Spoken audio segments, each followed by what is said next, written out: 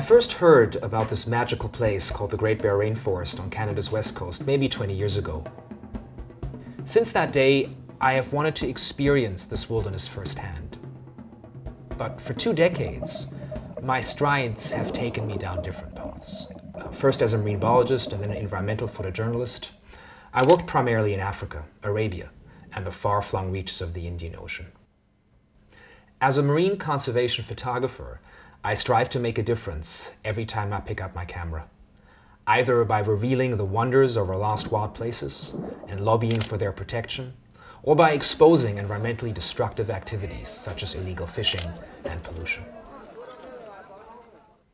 A 1,200-kilometer-long oil pipeline is to be built right across the largest pristine tract of temperate rainforest in the world.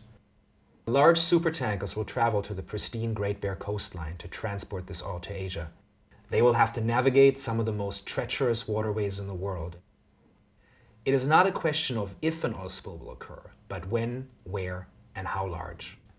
To help stop this pipeline, I was asked by the International League of Conservation Photographers to be part of a small team to travel to the region. As chief photographer for the Save Our Seas Foundation, I was tasked with documenting the underwater realm. A photographic assignment of such magnitude would normally require several months to complete, but due to the urgency of the pipeline, I had just 10 days to capture the spirit and character of the ocean and rivers of this place. There are practically no roads in the Great Bear Rainforest. All travel into this wilderness is by float plane, often flying just tens of meters above the sea, weaving in and out of blankets of low-level clouds and fog. The ocean here is cold, rich in nutrients, and exploding with life. It is the cradle of kelp forest evolution. Nowhere else on Earth can one find so many different species in one place. They are not only an important food source to sea urchins and abalone, but also provide shelter and sanctuary to so many species of fish and sea stars. The sunflower sea star is the world's largest and heaviest. With a diameter of 1 meter across and weighing in at several kilos, it dwarfs all others of its kind.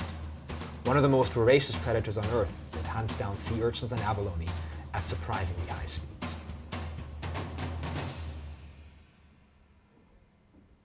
In one estuary, I came across a unique phenomenon. Trapped by a freshwater layer and strong tidal flow, a massive swarm of jellyfish sat in the river mouth for many hours. At dusk, I descended through the freshwater lens into the much colder water below, passing through a 2-meter thick layer of jellyfish before finally reaching the seabed. Looking up, the countless moon and lion's mane jellyfish made up a canopy that rivals the most beautiful night sky.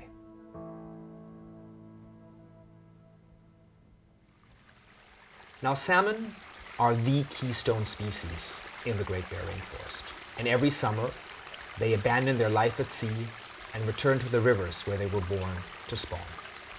I came across 2 deep pools at the base of a small waterfall, alive with staging salmon.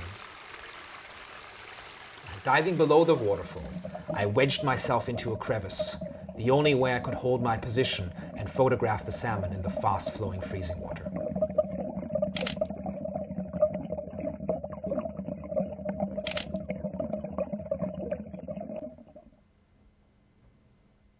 Salmon are harbingers of life, not just to seals, bears, and wolves, but also to the rainforest trees themselves, which assimilate the precious nutrients from the salmon once they have died after spawning. When I first came to the Great Bear Rainforest, I thought it was all about bears, salmon, and other wildlife, when in fact it is also much about the people who live there. The Gitga'ya First Nations people have one of the closest bonds with the aquatic realm that I've ever experienced. They truly live sustainably in harmony with the ocean, and if all tankers are allowed to navigate these waters, their exemplary way of life will disappear forever. Through these photographs, I hope that the world will develop a sincere appreciation for the Great Bear Rainforest seascape and understand the gravity of the oil pipeline threat to all life here. If we can't protect one of the last great coastal wildernesses on Earth, then what hope is there for the rest of our planet? Act now and help us save the Great Bear Rainforest.